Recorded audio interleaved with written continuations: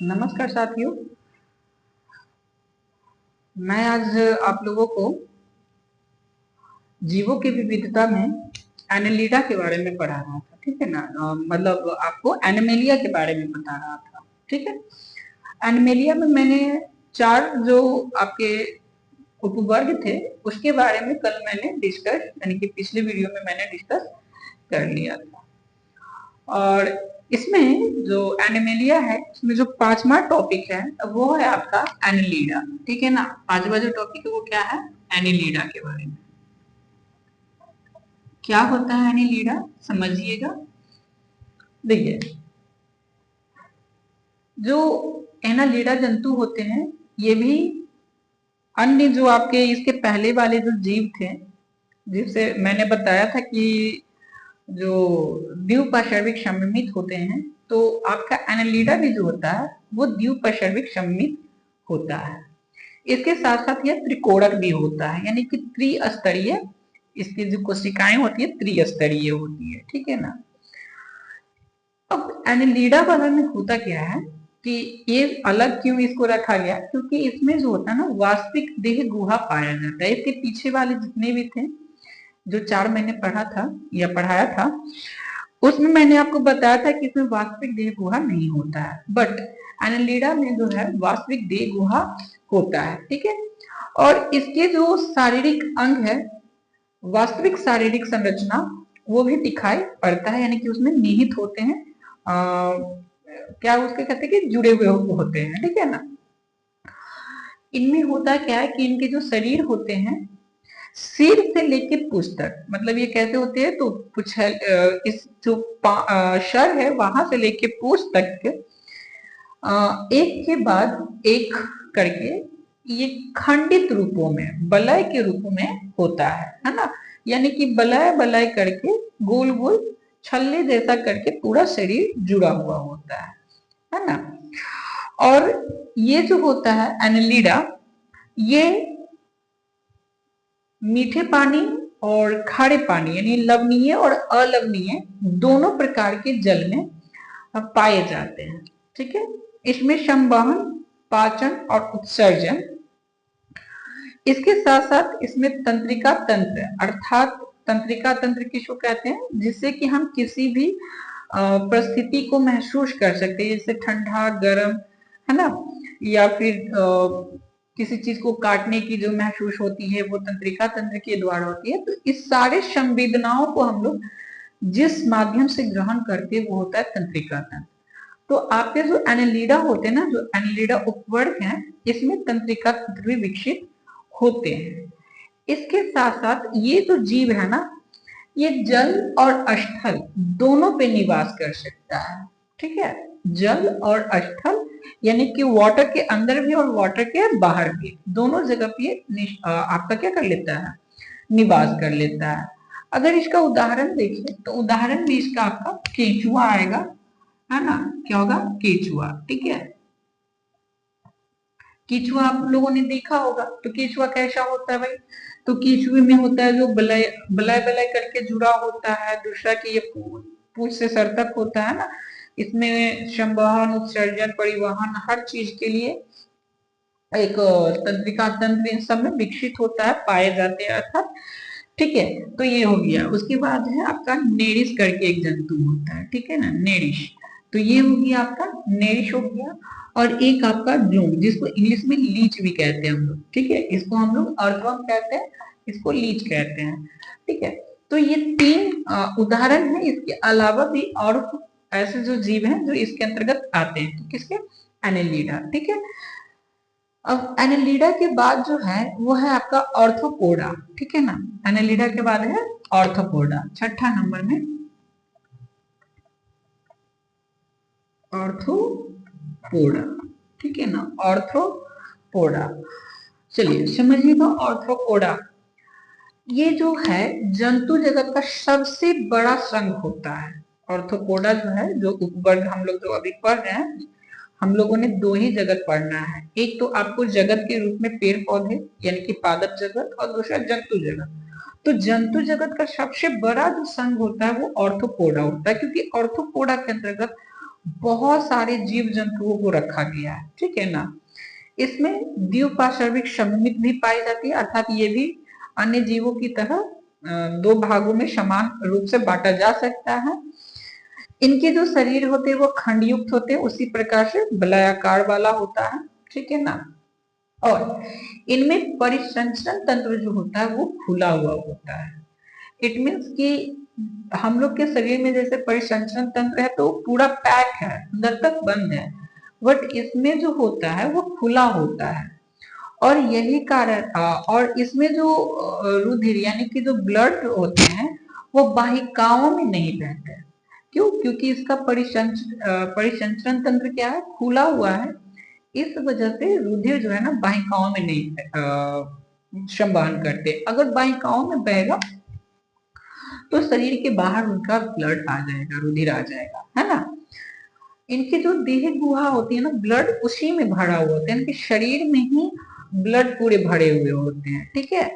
इनमें जुड़े हुए पैर भी होते हैं, अर्थात इसमें पैर पाया जाता है। अगर इसका एग्जाम्पल दें, ठीक है, एग्जाम्पल समझिएगा तो आपका इसमें आता है झींगा, है ना। झींगा आप लोग देखें, एक मछली है एक प्रकार का झींगा, जिसको खारे पानी में भी पाला जाता है और मीठे पानी में भी पाया जाता है। इसके अलावा तितली, जिसमें एक से अधिक, है ना, अर्थात कहने का मतलब एक प्रकार का कीड़ा वाला जो संघ है ना, ये हो गया। मक्खी हो गया, इसके अंतर्गत आता है मक्खी आपका, ठीक है, मक्खी आता है। मकड़ी हो गया आपका, मकड़ी। और बिच्छू भी होता है, बिच्छू, हाँ, बिच्छू हो गया, ठीक है। केकड़ा भी आता है, केकड़ा। अब देखिए इन सब में क्या है, इन सब में एक से अधिक पैर होते हैं ना, जोड़े में पैर पाए जाते हैं। एक से नहीं, मतलब दो से अधिक पैर पाए जाते हैं। आप किसी भी चीज को ले लीजिए, चाहे झींगा हो, तितली हो, मक्खी हो, बिच्छू हो, मकड़ी हो, केकड़ा हो, इनमें ना दो से अधिक ही पैर पाए जाते हैं, 4, 6, 8 ऐसे करके पाए जाते हैं, ठीक है। तो ऑर्थोपोडा जो है ना, ये जो आपका एनिमिलिया है या जंतु जगत जो है उसमें सबसे बड़ा संघ है, क्योंकि इसके अंतर्गत बहुत सारे जीव जंतु आते हैं, ठीक है ना, इसलिए सबसे बड़ा संघ होता है, ठीक है। इसके बाद जो हम लोग को पढ़ना है वो है मोलास्का, ठीक है। क्या है? मोलास्का 7th नंबर में है आपका, मोलास्का के बारे में। अब ये क्या है मोलास्का, समझिएगा। देखिए इसके बाद जितने भी जीव होंगे, मतलब जो आपका एनिलीडा है, एनिलीडा के बाद जितने भी जीव हैं सभी में बेसिकली आप एक चीज यह जानिएगा कि वो द्विपार्श्विक सममित होंगे, है ना। अधिकतर जितने भी होंगे इसके बाद वाले सभी के सभी क्या होंगे, तो द्विपार्श्विक सममित होंगे, ठीक है ना। इनकी जो देह गुहा होती है बहुत कम होती है, मतलब ज्यादा बड़ा इनका शरीर नहीं होता है, ठीक है, बहुत छोटा सा शरीर होता है। और इनके जो शरीर होते हैं थोड़ा विखंडित भी होता है ना, छोटे छोटे पार्ट्स में बटे हुए टाइप होते हैं, ठीक है। और इनके जो मोलास्का के जो अधिकतर जो जंतु होते हैं उनके ऊपर कवच पाया जाता है, यानी कि एक प्रकार का सेल, है ना, शेल्ड होता है जो इसके ऊपर में पाया जाता है। इसमें संवहन तंत्र खुला होता है। उत्सर्जन के लिए गुर्दे जैसे संरचना, गुर्दे बोले तो आपका किडनी, है ना, तो किडनी जैसे संरचना भी इसमें पाई जाती है।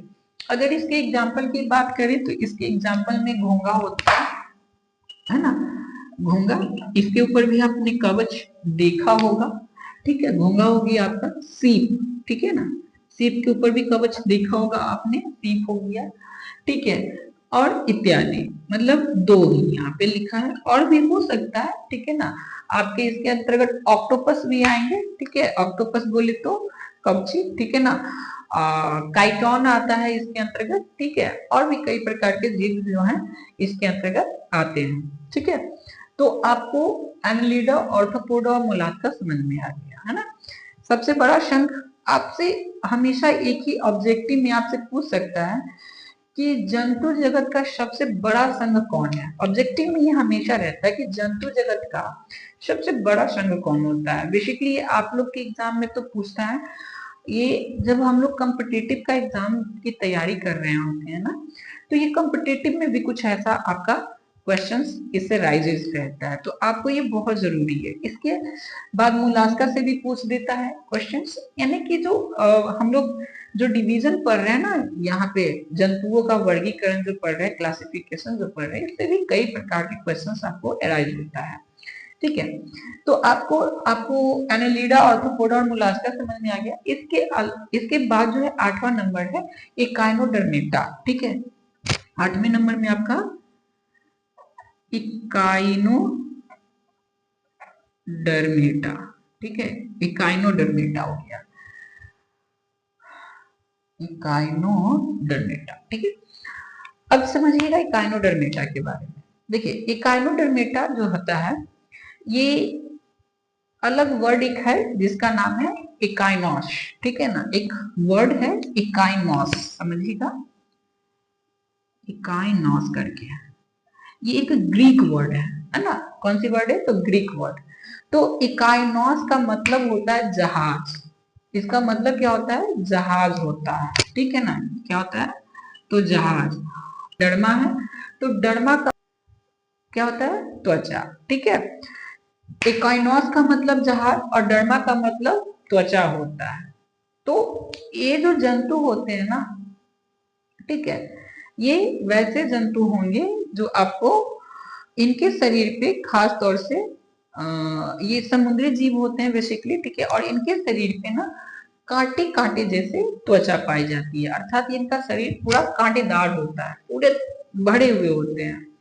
और ये मुक्त जीवी हैं, जो कि समुद्री जीव हैं, समुद्र में रहते हैं, मुक्त रूप से रहते हैं। ठीक है, ये देह गुहा युक्त, अर्थात इसमें शरीर पाया जाता है। त्रिकोणिक जंतु होते हैं, अर्थात 3 लेयरिंग वाले होते हैं। और इनमें विशिष्ट जल संवहन जो होता है वो नाल तंत्र पाया जाता है, अर्थात जल संवहन के लिए एक विशेष प्रकार के अंग, नलिका इसमें पाई जाती है। ठीक है, जो कि उनके चालन में भी सहायता करता है। ठीक है ना, इनमें पैर जैसी स्ट्रक्चर्स तो होती नहीं है ज्यादातर, तो ये जो आपका वाटर का जो संवहन होता है ना, उसी से चालन की भी प्रक्रिया ये कर लेते हैं। इनमें कैल्शियम कार्बोनेट का कंकाल एवं कांटे भी पाए जाते हैं। इनमें जो कांटे होंगे या फिर इनके ऊपर जो कंकाल पाया जाता है वो किस चीज का होता है? तो कैल्शियम कार्बोनेट, CaCO3 का। ठीक है ना, CaCO3 का बना होता है, कैल्शियम कार्बोनेट का बना होता है। ठीक है, इसका उदाहरण में आपको है स्टार फिश। ठीक है ना, कौन है? एक स्टार फिश। ठीक है, आप देखे होंगे स्टार जैसा फिश होता है, स्टार के स्ट्रक्चर का फिश होता है। आर्चिन करके होता है एक, आर्चिन, समुद्री आर्चिन जिसको हम लोग बोलते हैं। तो ये है आपका। इसके अलावा और भी जीव जो होते हैं वो इकाइनोडर्मेटा के अंतर्गत आता है। ठीक है ना, नेक्स्ट जो आपका जीव है, ठीक है, वो आपका जो ग्रुपिंग है वो है प्रोटो कार्डेटा, प्रोटोकार्डेटा के बारे में। ठीक है, प्रोटोकार्डेटा। देखिएगा, मैंने जैसे पहले भी बताया कि एनिलिडा के बाद, ठीक है ना, जीव होंगे लगभग सभी द्विपार्श्विक सममित होंगे। तो आपका उसी प्रकार से प्रोटोकार्डेटा भी जो है वो क्या होते हैं? तो द्विपार्श्विक सममित होते हैं। इनमें भी आपका त्रिकोणिक होता है, इनमें देह गुहा होता है। ठीक है, ये सारे संरचना इसमें पाए जाते हैं। इसके अलावा इनकी जो शारीरिक जो संरचना होता है, इनमें कुछ नए लक्षण भी दर्शाते हैं ये। ठीक है ना, अर्थात जैसे कि ये नोटोकार्ड इसमें पाए जाते हैं। अब नोटोकार्ड क्या होता है समझेंगे इसके बारे में। ये जो नए लक्षण होते हैं, इनके जीवन की कुछ अवस्थाओं में, ठीक है, निश्चित रूप से उपस्थित होता है। ठीक है, नोटोकार्ड का जो छड़ होता है, छड़ की तरह, नोटोकार्ड एक छड़ की तरह लंबी सी संरचना होती है, जो कि जंतुओं के जो पृष्ठ भाग होते हैं उनमें पाई जाती है। नोटोकार्ड एक प्रकार का क्या है? संरचना है, जो कि जीवन की किसी भी अवस्था में, है ना, जो प्रोटोकार्डेटर जो जंतु होते हैं उसमें जीवन के किसी भी अवस्था में ये नोटोकार्ड जरूर पाया जाएगा, ठीक है ना। और कहाँ पाया जाएगा, तो जंतुओं के जो पृष्ठ भाग होते हैं उसमें पाया जाता है। इसमें तंत्रिका तंत्र वो आहार नाल को अलग करती है, ठीक है ना, यानी कि आहार नाल को सेपरेट कर देती है और ये पेशियों से जुड़ने का स्थान भी प्रदान करती है। पेशियां अर्थात जो हम मसल्स होते हैं उससे भी जुड़ती है, कौन, तो तंत्रिका तंत्र, ठीक है ना, जिससे कि चालन में थोड़ा आसान हो जाता है, चलना आसान हो जाता है इन लोगों के लिए जो प्रोटोकार्डेटा होते हैं। जो प्रोटोकार्डेटा जो जंतु होते हैं वो जीवन के सभी अवस्थाओं में नोटोकार्ड नहीं होता, अर्थात ये नोटोकार्ड होता है ना जीवन के किसी एक अवस्था में पाया जाता है, होल लाइफ नोटोकार्ड नहीं पाया जाता है। और ये है क्या, तो ये आपका एक प्रकार से जलीय जीव है ना, समुद्री जीव है जो कि समुद्र के अंदर पाया जाता है। मैं फिर आपको बता दूं कि जितने बड़े आपको जो ऑर्थोपोडा है उसी प्रकार से ये सभी हैं, और ये सभी के सभी लगभग जंतु जल में पाए जाने वाले हैं, ठीक है ना। कहाँ पे पाए जाने वाले हैं, तो जल में पाए जाने वाले हैं, ठीक है, जल में पाए जाने वाले हैं। इसके बाद जो हम लोग पढ़ेंगे, अच्छा पहले इसका उदाहरण समझ लेते हैं। आपका इसके उदाहरण में आपको आता है गोलासस करके जीव होता है, जो समुद्री जीव है वो होता है। हार्डमेनिया करके जीव होता है और एम्फियोयोकसस करके जो जीव होता है। इसके अलावा और भी जीव जो होते हैं वो आपको प्रोटोकार्ड के रूप में पाया जाता है, ठीक है ना, यानी कि प्रोटोकार्ड ये जंतु का समूह होता है, ठीक है। नेक्स्ट जो हम लोग को पढ़ना है वो ब्रटीवेटा के बारे में, और ब्रटीवेटा में हम लोग कई प्रकार के इस वर्ग के अंदर भी, इस उपवर्ग के अंदर भी उपवर्ग के बारे में पढ़ेंगे, ठीक है ना। तो जो ब्रटीवेटा होता है जिसे हम लोग कशेरुकी जंतु भी कहते हैं, क्या बोलते हैं, कशेरुकी जंतु कहते हैं। तो हम लोग 10वां नंबर में किसको पढ़ेंगे, ब्रटीवेटा, ठीक है।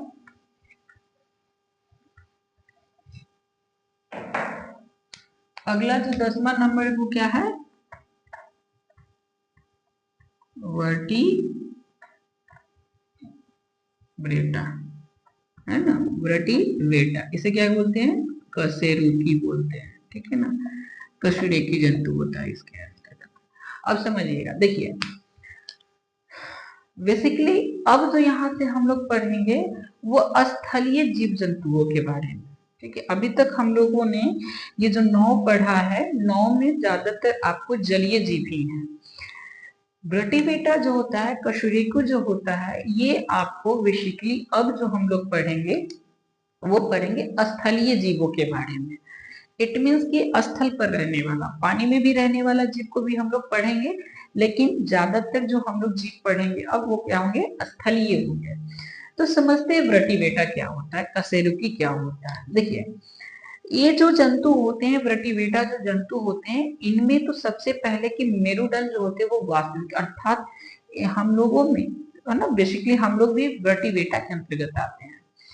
तो जो वास्तविक मेरुदंड होते हैं, अंतः कंकाल जो होते हैं वो पाया जाता है। अंतः कंकाल कहने का मतलब स्केलेटन, जो ढांचा होता है जो हड्डियों का बना होता है वो इनमें पाया जाता है, ठीक है।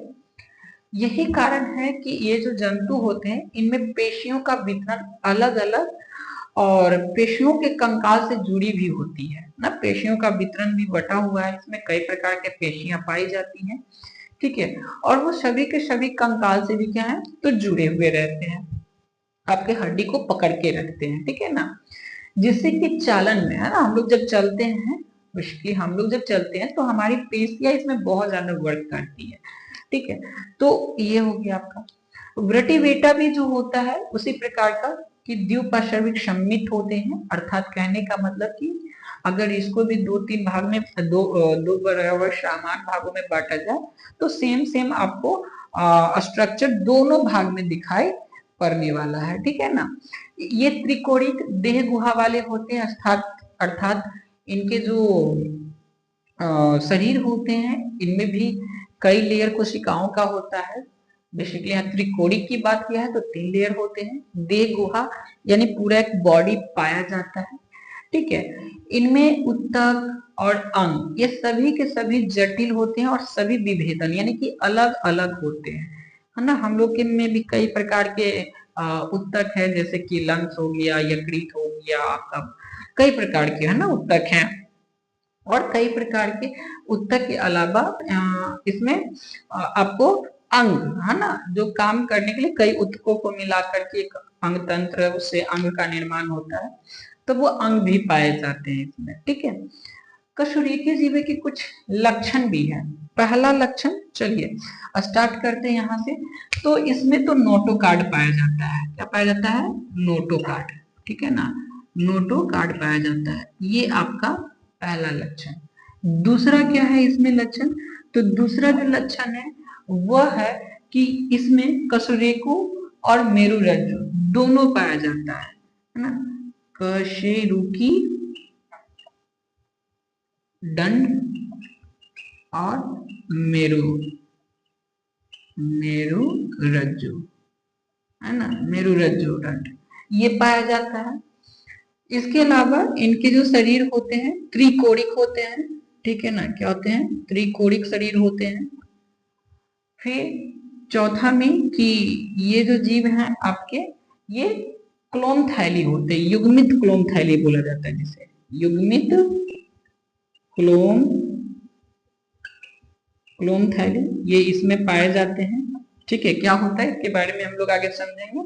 और पांचवा कि इसमें देह गुहा होता है। क्या होता है? तो देह गुहा होता है, शरीर होता है, पूरा बॉडी होता है, ठीक है ना।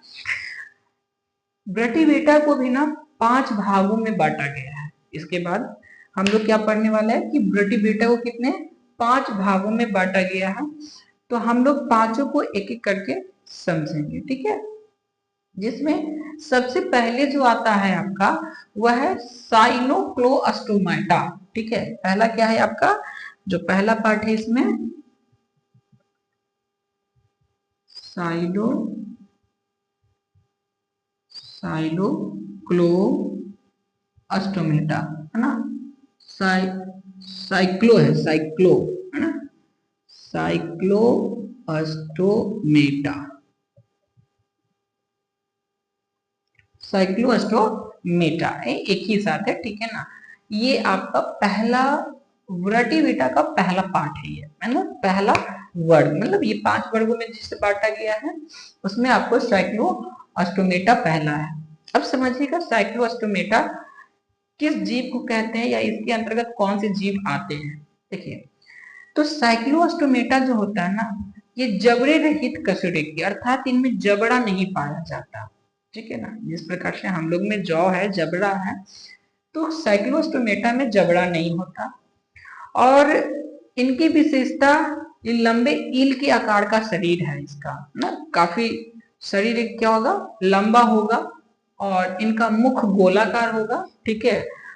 और इसमें सल्क रहित, अर्थात इनके त्वचा पे किसी भी प्रकार का कोई सल्क नहीं होगा, ठीक है।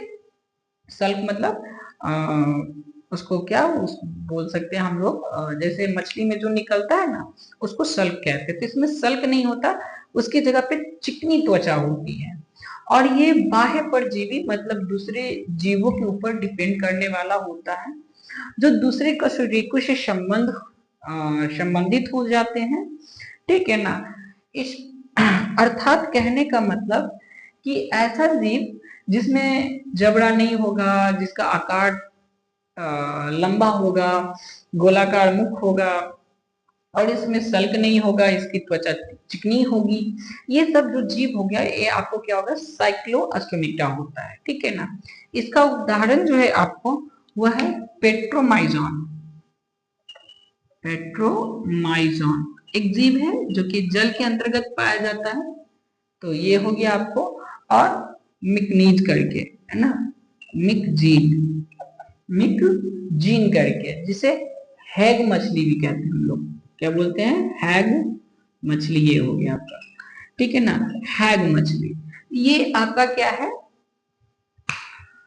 साइक्लोअस्टोमेटा है, ठीक है ना, साइक्लोअस्टोमेटा। नेक्स्ट जो आपको है दूसरा में आपका 10वां का मतलब ये जो ग्रेटिवेटा का दूसरा है, इसके अंतर्गत आता है मत्स्य अर्थात मछली। ठीक है ना, ये भी एक प्रकार का मछली का ही प्रजाति है, लेकिन ये पूरी तरह से मछली नहीं कह सकते उसको। ठीक है, तो अगला कौन सा है, मत्स्य है। ठीक है ना, क्या है, मत्स्य, समझिएगा। मत्स्य, हम लोगों ने कई सारे मछलियों को देखा भी है, अपने आसपास में बहुत सारे मछलियों को हम लोगों ने देखा होगा। तो उन्हीं के बारे में आज डिस्कस करते हैं कि ये कैसे होते हैं, इनमें क्या क्या पाया जाता है और नहीं पाया जाता है, कैसे अपना ये भरण पोषण करते हैं, कैसे जीवित रहते हैं। ठीक है ना, देखिए, तो सबसे पहले समझिएगा कि ये जो मछलियां है ना, ये दोनों जगहों पे पाई जाती है, समुद्र में भी पाई जाती है और समुद्र के बाहर यानी कि मीठे वाले जल में भी पाई जाती है, अर्थात ये लवणीय और अलवणीय जल दोनों में पाए जाते हैं। ठीक है ना, इनकी त्वचा पे सल्क होती है ना, वही सल्क मतलब जिस जो निकलता है ना मछली में से, उसे सल्क बोलते हैं। तो ये सल्क होता है, अथवा प्लेटों से ये त्वचा जो होती है ना, वो सल्क से ढकी हुई होती है इनकी। अच्छा, कुछ कुछ मछली ऐसे भी होते हैं ना जिसपे सल्क भी नहीं होती है ना, उनकी भी त्वचा चिकनी होती है, जो कि हम उसको इसके अंतर्गत भी रख सकते हैं, है ना, बेसिकली। लेकिन नहीं, इसके अंतर्गत रखना भी गलत गलत हो जाएगा, क्योंकि उनमें जबड़ा होता है। कुछ मछलियां ऐसे हैं जिसके ऊपर शल्क तो नहीं होती, चिकनी त्वचा होती है, लेकिन उनमें जबड़ा होता है। ठीक है ना, तो मत्स्य में क्या होता है, सल्क पाया जाता है। ठीक है, और इनके शरीर प्लेटो जैसे आकार वाले होते हैं, उससे ढके होते हैं। ये मांसल पूंछ का प्रयोग करते हैं, जिससे इन्हें तैरने में आसानी होती है। पानी में तैरने में क्या होती है, आसानी होती है। और इनका शरीर धारा रेखीय, कहने का मतलब क्या है कि धारा के समान तैरने के लिए बना होता है ना। तो कैसा होता है मछली,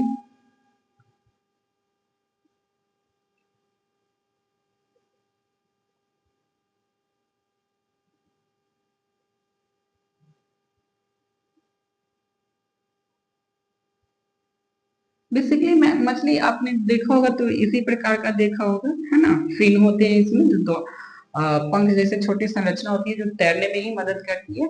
तो इसकी जो पूंछ होती है वो मांसल होती है ना, मछलियां ऐसी होती है ना। मेरा अगर कुछ गलत है तो कोई दिक्कत नहीं है आप। तो ये इसकी पूंछ क्या होती है, बांसल होती है। और ऐसे जो स्ट्रक्चर होती है ना, इसी स्ट्रक्चर को हम लोग क्या बोलते हैं, धारा रेखीय बोलते हैं। क्या बोलते हैं, धारा रेखीय, है ना। अर्थात ये आसानी से धारा के विपरीत भी जा सकती है। ठीक है ना, धारा के विपरीत भी जा सकती है इस स्ट्रक्चर की वजह से। ठीक है ना, इसमें श्वसन क्रिया जो होती है वो क्लोम, क्लोम बोले तो गिल्स, ठीक है ना, गिल्स जो होते हैं ना, उसके द्वारा ये अपना क्या कर लेते हैं, श्वसन क्रिया करते हैं। अच्छा, कैसे करते हैं, तो ये जो जल में घुला हुआ जो ऑक्सीजन होता है ना, उसका प्रयोग करते हैं, है ना। क्योंकि ये तो पानी के बाहर आते नहीं है, और आते भी हैं तो बस तुरंत चले जाते हैं, और ज्यादातर टाइम ये पानी में बिताते हैं। तो ऑक्सीजन लेने के लिए तो हवा में आते नहीं, तो ये ऑक्सीजन कैसे लेते हैं, तो जो जल में घुला हुआ ऑक्सीजन होता है उन्हीं का उपयोग ये करते हैं। ठीक है ना, कैसे करते हैं, तो क्लोम के माध्यम से, अर्थात गिल्स के माध्यम से करते हैं। ठीक है, ये असमतापी होते हैं, अर्थात इनका जो शरीर होता है ना, वो अलग अलग टेम्परेचर पर, ठीक है, एग्जिस्ट करता है। एक प्रकार का टेम्परेचर पे ये एग्जिस्ट नहीं करते हैं ना। कोई जो होता है ठंडे वाले पानी जो होता है उसमें ज्यादा एग्जिस्ट कर लेता है, कोई गर्म में, कोई नॉर्मल पानी में, है ना। तो हर प्रकार के इनका जो हृदय होता है द्विकक्षीय होता है, अर्थात इनमें हार्ट पाया जाता है, और हार्ट में दो चेम्बर्स होते हैं। ठीक है ना, और ये बेसिकली अंडे देते हैं ना, मनुष्य की तरह ये बच्चे नहीं देते, क्या देते हैं, अंडे देते हैं। ठीक है, कुछ मछलियों के कंकाल केवल उपास्थि के बने होते हैं, मतलब हड्डी नहीं, बेसिकली उसको हम लोग अस्थि नहीं बोलते हैं। अस्थि से पहले का जो होता है ना, जो मुलायम जैसा होता है। तो कुछ ऐसे आपके जो मछलियां हैं जिनकी जो कंकाल्स होती है ना, वो उपास्थि की बनी हुई होती है। एग्जाम्पल में शार्क, है ना, किसका, शार्क का। शार्क का जो शरीर होता है वो किस चीज का बना होता है, तो उपास्थि का बना होता है। ठीक है ना, और अन्य प्रकार की जो मछलियां होती हैं उनके कंकाल अस्थि का बना होता है। जैसे आपने ट्यूना मछली का नाम सुना होगा, आपने रेहू मछली का नाम सुना होगा, और भी कई प्रकार के मछलियों का नाम सुना होगा, जिसका जो शरीर होता है वो किसका बना होता है, तो हड्डियों का बना होता है ना। किसका बना होता है, हड्डियों का बना होता है। इसमें कई सारी आपको फिश के बारे में है, जिसमें कि इल भी है, ठीक है, टॉर्पेडो है, आपका स्ट्रिंग रे है, कई प्रकार के मछलियां हैं, ठीक है ना, डॉग फिश भी है। तो ये सारी मछलियां जो होती है वो मत्स्य के अंतर्गत ही आती है, ठीक है। तो ये हो गया आपका मत्स्य से संबंधित, ठीक है ना। अच्छा, इसके अंतर्गत कई प्रकार के जीव जंतु है ना जो पानी में मछली के रूप में, आपका समुद्री घोड़ा यानी कि दरियाई घोड़ा जिसको हम लोग बोलते हैं ना, वो भी मत्स्य के अंतर्गत ही आता है। नेक्स्ट जो है हम लोग को पढ़ना तीसरा नंबर में जल स्थल चर। जल स्थल चर को हम लोग उभयचर भी कहते हैं। क्या बोलते हैं, उभयचर। तो अभी देखते हैं हम लोग उभयचर के बारे में। उभयचर है ना तीसरा नंबर में, उभयचर, ठीक है। एम एम्फीबिया, एम्फीबिया है ना, एम्फीबिया, ठीक है, एम्फीबिया। अच्छा, उभयचर किसको कहते हैं, जो कि दोनों जगह पे रहता है, जल में भी रहता है और जल के बाहर भी रह लेता है, उसको हम लोग क्या कहते हैं, उभयचर कहते हैं, ठीक है ना। तो ये मछली से अलग होते हैं, मत्स्य जो प्रकार है उससे अलग होते हैं। इनमें सल्क नहीं पाए जाते, इनमें डायरेक्ट त्वचा पाया जाता है, सल्क नहीं पाया जाता है, ठीक है ना। और सल्क पे जो होता है श्लेष्मा ग्रंथि पाई जाती है, श्लेष्मा, जिससे कि म्यूकस वगैरह का स्राव होता है, या फिर छोटे छोटे होल्स होते हैं इसके शरीर पे जो सांस लेने में भी इनको मदद करते हैं, ठीक है। तो आपके इसके शरीर के ऊपर में श्लेष्मा पाई जाती है, और इसके जो हृदय होते हैं, इनके जो हार्ट होते हैं वो 3 कछिए होते हैं। जैसे कि अभी हम लोग मत्स्य में पढ़े, मत्स्य में 2 कछिए होते हैं, लेकिन उभयचर में 3 कछिए होते हैं, अर्थात इनके जो हार्ट होते हैं इनमें 3 चेम्बर होते हैं, ठीक है ना। इनमें जो बाह्य कंकाल है वो नहीं पाए जाते, ठीक है, केवल अंदरूनी कंकाल ही पाया जाता है।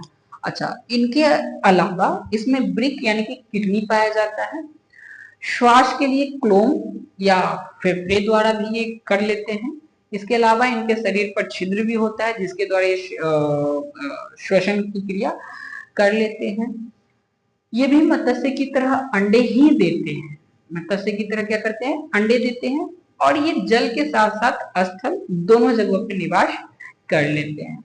इसका जो उदाहरण है, आप वेस्ट उदाहरण में बता रहा हूँ, जैसे कि मेढक है ना, आपने मेढक तो सुना ही होगा, बेसिकली देखा भी होगा अपने आसपास में। तो मेढक को देखा होगा, अपने पानी में भी रह लेता है और पानी के बाहर भी रह लेता है, तो ये उभयचर हो गया, ठीक है। सैलामेंडर, सैलामेंडर, ठीक है। सैलामेंडर क्या होता है, एक प्रकार का ये छिपकली की तरह दिखने वाला जंतु होता है, लेकिन छिपकली से बड़ा होता है ये, जिसे लोकल लैंग्वेज में लोग गोह सांप भी बोल देते हैं। तो सैलामेंडर होता है, ठीक है ना, छिपकली जैसा दिखता है, ये पानी में भी रह लेता है और पानी के बाहर भी रह लेता है। उसके बाद टोड, टोड ये मेढक की तरह होता है, टोड बेसिकली ये मेढक ही है, लेकिन एक प्रकार को ये मेढक से थोड़ा अलग होता है, तो इसलिए टोड कहा जाता है, ठीक है। क्या कहा जाता है, टोड कहा जाता है। तो टोड ये 3 और इसके अलावा और भी जो जंतु हैं इसके उदाहरण होते हैं उभयचर के, अर्थात ये दोनों जगहों पे पाया जाता है, पानी में भी और पानी के बाहर भी रह सकते हैं, एग्जिस्ट कर सकते हैं। नेक्स्ट जो है आपका सरीसृप, ठीक है, कौन है, सरीसृप। चौथा नंबर में आपका सरीसृप। अच्छा, सरीसृप जिसे हम लोग रेप्टिलिया कहते हैं, क्या कहते हैं, रेप्टिलिया, रेंगने वाला बेसिकली इसके अंतर्गत आता है, जो रेंगते हैं ना, ठीक है, अर्थात जो ज्यादा स्पीड नहीं चल सकते हैं, जो रेंग करके चलते हैं, ठीक है, उसे हम लोग रेप्टिलिया के अंतर्गत रखते हैं, यानी कि सरीसृप के। ये जंतु भी असमतापी अर्थात अलग अलग प्रकार के वातावरण में पाए जाते हैं, ठीक है। और इनके शरीर जो होता है वो सल्कों द्वारा ढका होता है, सल्क यानी कि कवच, ठीक है ना, तो कवच के द्वारा इनका शरीर क्या होता है, ढका हुआ होता है। आप उदाहरण से समझिएगा, जैसे सांप, ठीक है, तो सांप के ऊपर जो केचुल होता है ना, उसका वो शल्क होता है, जिससे कि वो क्या होता है, ढका होता है। इनके अंदर भी जो हार्ट पाया जाता है, जो हृदय पाया जाता है, वो 3 कक्षीय ही होता है, अर्थात 3 चैम्बर इसके अंतर्गत भी पाए जाते हैं। लेकिन अपवाद में इसमें एक मगरमच्छ है, जो कि है तो सरीसृप, लेकिन इसके हड जो होते हैं उसमें 4 कक्ष पाए जाते हैं, ठीक है ना। जिस प्रकार से मनुष्य के हृदय में 4 कक्ष होते हैं, उस प्रकार से मगरमच्छ में भी 4 कक्ष पाए जाते हैं। इसके अलावा इसके अंतर्गत किडनी पाया जाता है, ठीक है ना। और बेसिकली ये जो जीव होते हैं, सरीसृप जो होते हैं ना, वो भी अंडे ही देते हैं। जिस प्रकार से आपका उभयचर अंडा देता है, ये भी अंडे ही देते हैं। जैसे आपने सुना होगा कि सांप का अंडा होता है, कछुए का अंडा होता है, या फिर मगरमच्छ भी जो होता है वो अंडे ही देते हैं, ठीक है ना। और ये जो होते हैं, इनके जो अंडे होते हैं, उनके जो कवच होते हैं ना, ऊपर का जो कवच होता है वो काफी हार्ड होता है, स्ट्रॉन्ग होता है। क्यों होता है? क्योंकि ये इनके कवच जो होते हैं ना, कैल्शियम कार्बोनेट के बने होते हैं। ये जल उभयचर होते हैं। जल स्थल जल, अर्थात कहने का मतलब ये भी उभयचर ही होते हैं, अर्थात ये पानी में भी एग्जिस्ट कर लेंगे और पानी के बाहर भी एग्जिस्ट कर लेंगे, ठीक है ना। तो ये दोनों जगह पे एग्जिस्ट करने वाले होते हैं, अपना जीवन व्यतीत करने वाले होते हैं, इसलिए ये भी एक प्रकार का उभयचर ही है, ठीक है ना। और जब इन्हें अंडे देना होता है, तो ये जल में अंडा देने की इनकी कोई आवश्यकता नहीं, ये अंडे देने के लिए ना स्थल पे आते हैं, अर्थात जमीन पर आते हैं अपने अंडे देने के लिए, ठीक है। इसका एग्जाम्पल में होता है कछुआ, है ना। एग्जाम्पल कौन है आपका? कछुआ, ठीक है। आप कछुआ देखे होंगे कैसा होता है, तो इसके ऊपर सल्क होता है ना, इसकी खोपड़ी सबसे मजबूत होती है, ठीक है। सांप आपने देखा ही होगा, तो सांप भी इसी का उदाहरण है। छिपकली आपका इसका उदाहरण है, छिपकली हो गया। मगरमच्छ हो गया, ठीक है ना, मगरमच्छ हो गया। और भी कई सारे जीव जंतु जो होते हैं इसके उदाहरण होते हैं, ठीक है ना। तो कछुआ, सांप, छिपकली, मगरमच्छ और भी कई प्रकार के जीव, ठीक है, ये सब क्या है आपके, तो आपका सरीसृप का उदाहरण होता है, ठीक है ना। नेक्स्ट जो है, इसमें आपको पढ़ना है पक्षी के बारे में, ठीक है। नेक्स्ट कौन है? पक्षी, एम्फीबियन, है ना। सॉरी, ये जो उड़ने वाले होते बेसिकली, है ना। छठा में कौन है आपका? पक्षी, पक्षी है, ठीक है। तो ये समतापी, अर्थात इनके बॉडी का टेम्परेचर समान होता है। अच्छा, बेसिकली आप समझिएगा, जो यहाँ पे सांप होता है, मैंने आपको पहले बताया कि ये असमतापी है, अर्थात इनके सभी जो आपके जो जीव होते हैं, इसके अलग अलग टेम्परेचर होते हैं बॉडी के। इस जिसमें कि सबसे ठंडा जो बॉडी होता है, इनके सबसे ठंडा जो खून होता है, वो आपका किसका होता है? तो ये सांप का होता है, ठीक है ना। सांप का खून ठंडा होता है। तो अब पक्षी की बात करें, तो ये समतापी है, अर्थात इनके बॉडी टेम्परेचर एक जैसे होते हैं, लगभग समान होते हैं। इनमें जो हार्ट पाया जाता है, इनके हृदय में 4 कक्ष होते हैं ना, इसके पक्षी के, इसके हृदय में कितने? 4 कक्ष होते हैं, ठीक है, 4 कक्ष होते हैं, 4th चैम्बर, है ना, 4 चैम्बर होते हैं। और इनमें 2 जोड़ी पैर होते हैं, 2 जोड़ी बोल लिखा है, लेकिन 2 जोड़ी नहीं, 1 जोड़ी पैर होते हैं, 2 पैर पाए जाते हैं ना। पक्षी में कितने? 1 पैर पाए जाते हैं, ठीक है ना, 1 जोड़ी पैर पाए जाते हैं। इनमें जो है आगे वाले 2 पैर उड़ने के लिए। अच्छा, यहाँ पे मैं थोड़ा कंफ्यूज हो गया, इसमें पंख को काउंट कर लिया है पैर में, हालांकि पैर तो, पंख तो उसका अलग है ना, लेकिन 2 जोड़ी यहाँ पे लिखने का मतलब इसका यही है कि जो 2 तो पैर हो गया, जो चलने में इसको, दौड़ने में इसको मदद करता है, ठीक है। और 2 जो पैर होते हैं, ठीक है, वो उड़ने में, ठीक है ना, उड़ने में मदद, जो कि पंख में परिवर्तित होते हैं, उसमें मदद करते हैं, उड़ने में मदद करते हैं। शरीर जो होता है इनका परों से ढका होता है, पर मतलब फिन, फेदर, ठीक है ना। पंख जिसको बोलते हैं हम लोग, उससे ढका हुआ होता है, ठीक है। श्वसन के लिए इनमें फेफड़ा पाया जाता है, जिस प्रकार से मनुष्य में फेफड़ा होता है, उसमें इनमें भी फेफड़ा ही होता है। और इस वर्ग के सभी पक्षियों को जो होता है ना, जितने भी पक्षी हैं सभी को इसी वर्ग में रखा गया है, ठीक है ना।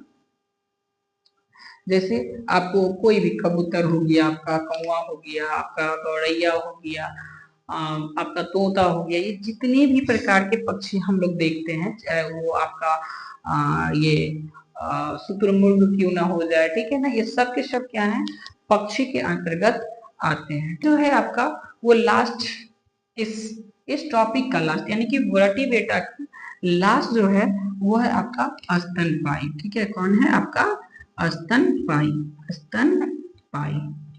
ठीक है ना, चलिए समझ लेते हैं, लास्ट है। देखिए स्तनपायी में बेसिकली वैसे जीव आते हैं जो कि सीधे सीधे यूं कह सकते हैं कि जो बच्चे को जन्म देते हैं और दूध का फीडिंग कराते हैं, मतलब अपने बच्चे को दूध पिलाते हैं। ठीक है, उसे क्या कहते हैं, स्तनपायी। स्तनपायी जो होते हैं बेसिकली वो समतापी, मतलब बॉडी टेम्परेचर लगभग समान हर तरह से। जैसे मनुष्य का अगर बॉडी को देखा जाए तो जो बॉडी टेम्परेचर है सबका एक ही होता है ना, भले वो फीवर लगने पे, फ्लू लगने पे आगे पीछे हो जाता है, बढ़ जाता है, ठीक है ना, लेकिन बेसिकली सबका जो है उतना ही रहता है। इसके अलावा जो स्तनपायी होते हैं इनके जो हृदय होते हैं चारकशीय होते हैं, और ये जो होता है ना, सभी जंतुओं में नवजात के जो पोषण होते हैं उसके लिए स्तनपायी में दुग्ध ग्रंथि पाई जाती है। मतलब जितने भी प्रकार के स्तनपायी होते हैं जीव, उन सभी जीवों में अपने बच्चों को, अपने शिशु को फीडिंग कराने के लिए यानी कि भोजन के रूप में, पोषण के रूप में दुग्ध यानी कि दूध का स्राव होता है।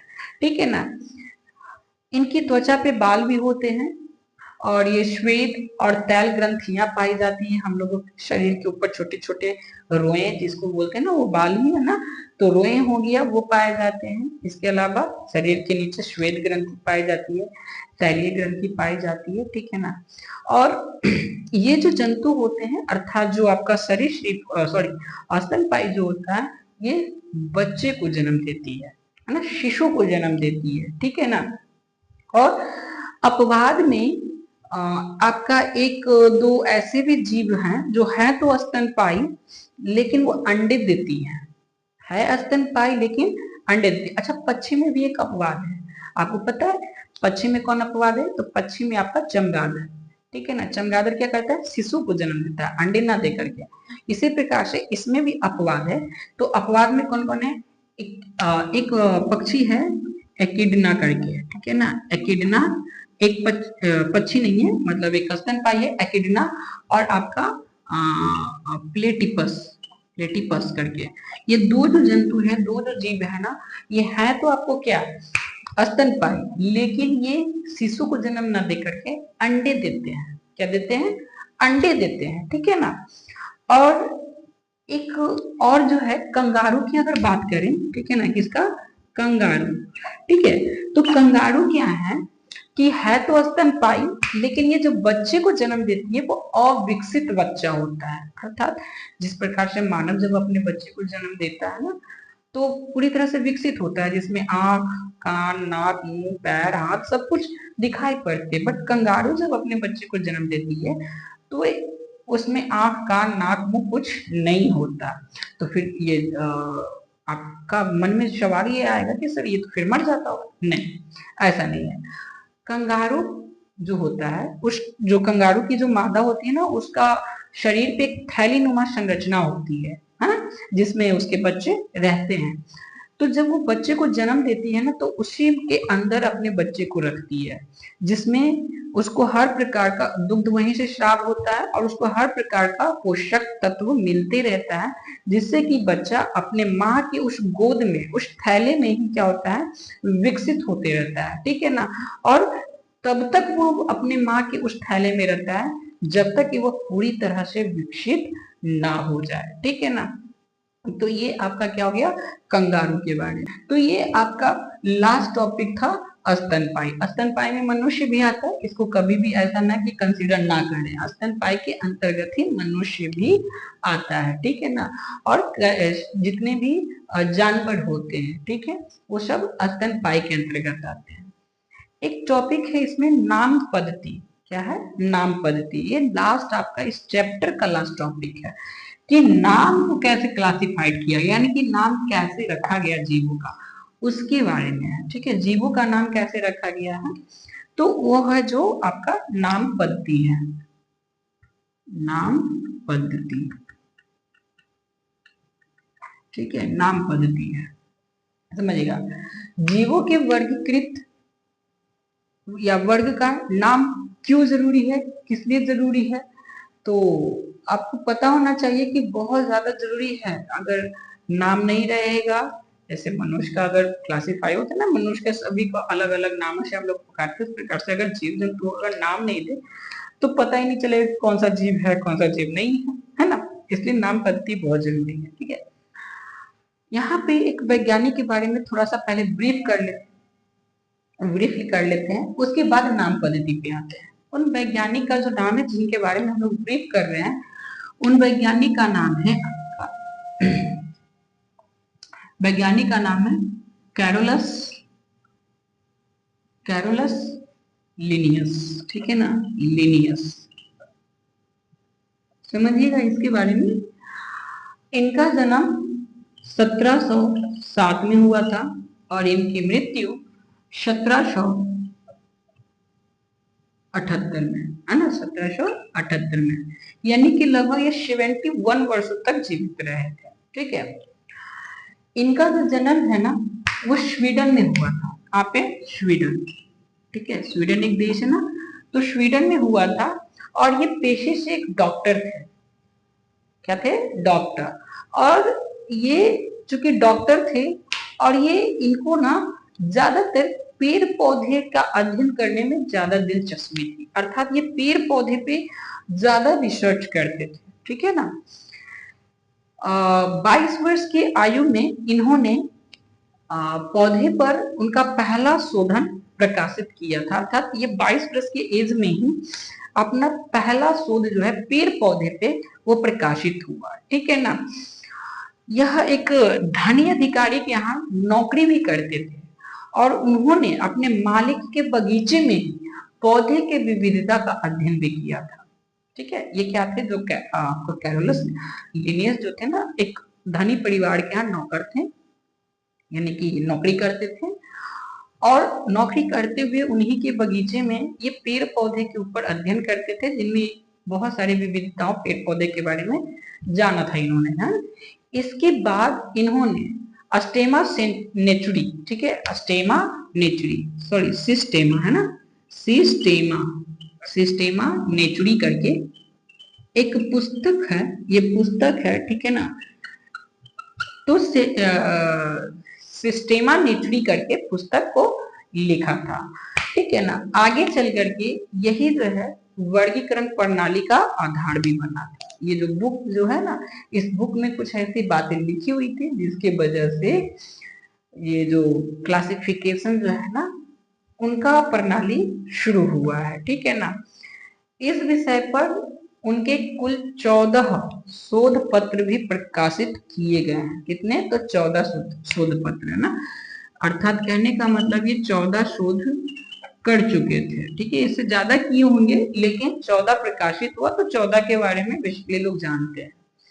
इनके द्वारा दी गई जो वर्गीकरण की जो प्रणाली थी वो पौधे को सरल क्रम में व्यवस्थित किया जा सकता है, जिनका पहचान भी आसानी से हो सकता है। तो ये आपके थे कैरोलस लिनियस। ठीक है, अब आते हैं नाम पद्धति में। ठीक है, कि नाम पद्धति क्यों आवश्यक है, कि नामकरण क्यों आवश्यक है। देखिए, इनमें जो सभी नाम होते हैं वो भिन्न भिन्न भाषाओं में अलग अलग दिए गए। आपने कई प्रकार, अभी जैसे ग्रीक वर्ड के बारे में हम लोग पढ़े कि ग्रीक से लिया गया, लैटिन शब्द से लिया गया है। ठीक है ना, तो अलग अलग भाषाओं से नामों को लिया जाता है या दिया भी गया है। ठीक है ना, अलग अलग कई सारे वर्ड्स हैं जिसमें ये नामों को रखा गया है। इसलिए जब कोई एक भाषा में जीव की बात कर रहा होता है तो दूसरे भाषा में उसे समझ में नहीं आएगा। ठीक है ना, कहने का मतलब, अब मान लीजिए जैसे कि हम लोग कोई जीव है जिसे, जैसे सांप है, तो हम लोग सर्प के नाम से जान लेते हैं। ठीक है, कहीं से स्नेक के नाम से जानता है, हो सकता है कि इसे कहीं किसी और नाम से जानता होगा, लोकल नाम हो गया ना, तो ये लोकल नाम हो गया। लेकिन कुछ, अच्छा जब सांप की बात करेंगे तो हो सकता है कि कुछ जो अदर कंट्रीज के हैं, जो इनका भाषा अलग है, वो ना समझ आए उनको कि किस चीज के बारे में बात हो रही है, क्या बात हो रही है। तो इस समस्या का हल वैज्ञानिकों ने जीवों को एक वैज्ञानिक नाम देकर दिया, ऐसा नाम जो कि सभी जगह पे उस नाम को यूज किया जा सके और सभी लोग उस नाम से उस चीज को समझ सके, इसलिए वैज्ञानिकों ने एक नाम दिया, ठीक है ना। नाम दिया जिसमें कि विभिन्न रसायन के जो तत्व होते हैं उनके संकेत हो गया, इस रूप से हम लोग तत्वों को बांटते हैं। उसी प्रकार से जीव को केवल उनके वैज्ञानिक नाम और पूरे संसार में वह नाम उसी नाम से जाना जाता है, ठीक है ना। जैसे मनुष्य को क्या बोलते हैं, तो मनुष्य हम लोग बोल लेते हैं, कहीं पे उसे मानव बोलता है, किसी कहीं पे कुछ और नाम से जानता होगा, लेकिन इसका जो साइंटिफिक नाम है मनुष्य का है होमोसेपियंस। तो जब होमोसेपियंस बोला जाता है तो हर जगह पे होमोसेपियंस लोग जानते हैं कि होमोसेपियंस मानव को ही कहा जाता है, मनुष्य को ही कहा जाता है, तो इसमें दिक्कत नहीं होता है। इसीलिए जो वैज्ञानिक नाम है ना हर जगह पे लोग जानते हैं, जिससे कि उन्हें दिक्कत ना हो। तो नाम पद्धति के लिए जिस वैज्ञानिक पद्धति का प्रयोग किया जाता है वो सबसे पहले किसने दिया, कैरोलस लिनियस साहब ने, है ना। तो लिनियस साहब ने जो दिया था अपना बुक के हिसाब से, उस हिसाब से 18वीं शताब्दी में जब ये शुरू हुई थी उस समय वैज्ञानिकों के नाम पद्धति जीवों को एक दूसरे में पाई जाने वाली समानता और असमानता के ऊपर में भी निर्भर कर दिया था। वर्गीकरण जब किया गया तो उनकी समानता और असमानता सब चीज को देखते हुए वर्गीकरण किया और उसी हिसाब से उनका वर्गीकरण का नामकरण भी किया गया है, ठीक है ना।